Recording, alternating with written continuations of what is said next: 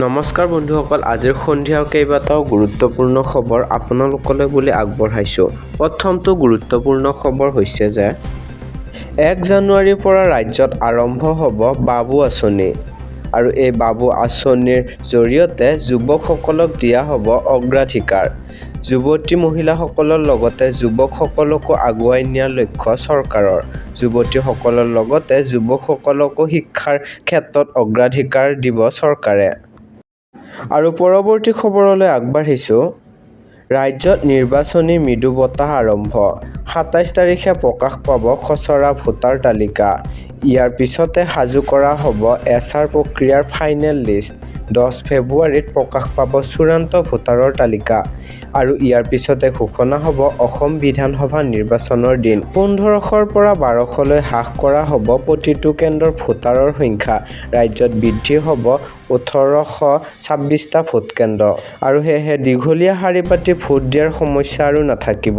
Voter তালিকাৰ নাম বিভ্ৰান্তিৰ শুধৰণি, স্থানান্তৰীকৰণ আৰু নাম অন্তৰ্ভুক্তি, ভুৱা ব্যক্তিৰ নাম কৰ্তন, মৃত ব্যক্তিৰ নাম কৰ্তন ইত্যাদি সম্পূৰ্ণ কৰা হ'ব। আৰু ভোটাৰ ক্ষেত্ৰতো লোৱা হৈছে নতুন পদক্ষেপ। ২৭ ডিচেম্বৰত প্ৰকাশ পাব খচৰা ভোটাৰৰ তালিকা। প্ৰতিজন লোকৰ ভোটাৰৰ তালিকা পৰীক্ষা কৰিব বিষয়াসকলে।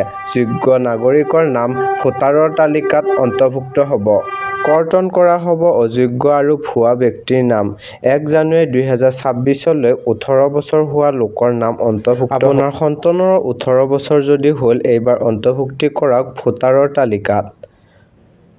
জন্মৰ প্ৰমাণ পত্ৰ, স্থানীয় ঠিকনাৰ প্ৰমাণ, অভিভাৱকৰ voter card, passport size photo এই সকলোবোৰ নথি ফৰ্ম ৬ৰ লগত একেলগে গাঁঠি দিব লাগিব। আজিয়েই জমা দিয়ক বিএলঅ'ৰ হাতত ফৰ্ম। কিবা দায় ওজৰ আপত্তি থাকিলে বিএলঅ'ক দিব পাৰিব অভিযোগ। পৰৱৰ্তী খবৰ। সিদ্ধাৰ্থ শৰ্মাৰ ব্যৱসায়িক প্ৰতিষ্ঠান খুলিবলৈ ন্যায়ালয়ত আবেদন। গুৱাহাটী উচ্চ ন্যায়ালয়ত জনস্বাস্থ্য জড়িত আবেদন দাখিল। সিদ্ধাৰ্থৰ ব্যৱসায়িক সহযোগী চেতন ধীৰচৰিয়াৰ আবেদন দাখিল। এছআইটিয়ে চিল কৰিছিল সিদ্ধাৰ্থৰ পানীৰ কোম্পানীটো। জুবিন গাৰ্গৰ মৃত্যুৰ তদন্তৰ সময়ত চিল কৰিছিল এই কোম্পানীটো।